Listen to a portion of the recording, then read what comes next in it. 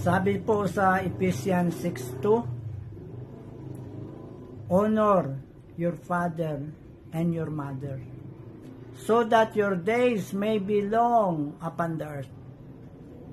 Meron akong pasyente dinalaw. Nag-iisa na lang. Walang anak. Sabi ko, saan yung mga anak mo? Iniwan na nila ako kasi hindi ko daw sila pinaaral.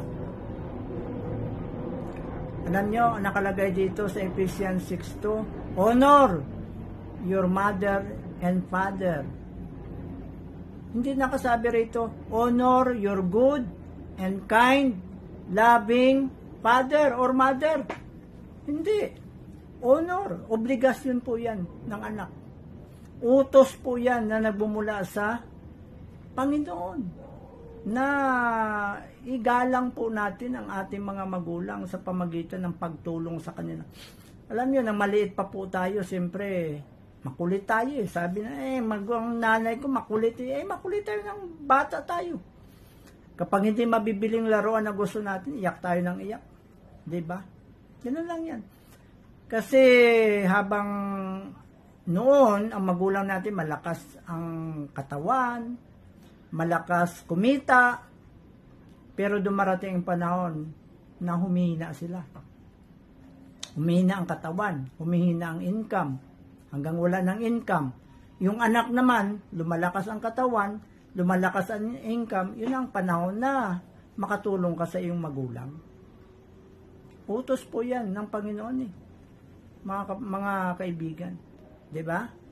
O, sabihin mo gipit nga rin ako ang example na pinakita ng ating Panginoon. Aywan ko lang kung sinong mas gipit sa atin.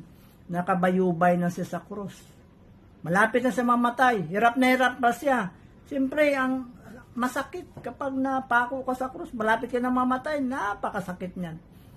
Pero nagawa niya pa ihabilin ang kanyang ina. Sabi niya kay John, behold the woman.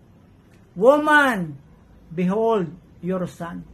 At sinasabi magmula noon si Mary doon na po tumira sa kay John. Inabilin niya pa.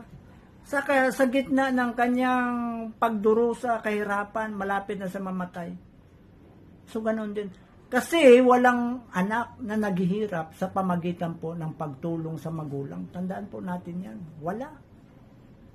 Kaya sa panahon natin, marami po ang mga magulang na bumababa sa kanilang mga hukay na broken hearted. Bakit?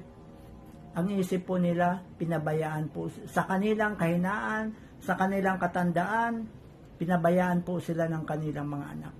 So, ang paalala sa atin, honor your mother and father so that your days may be long upon the earth.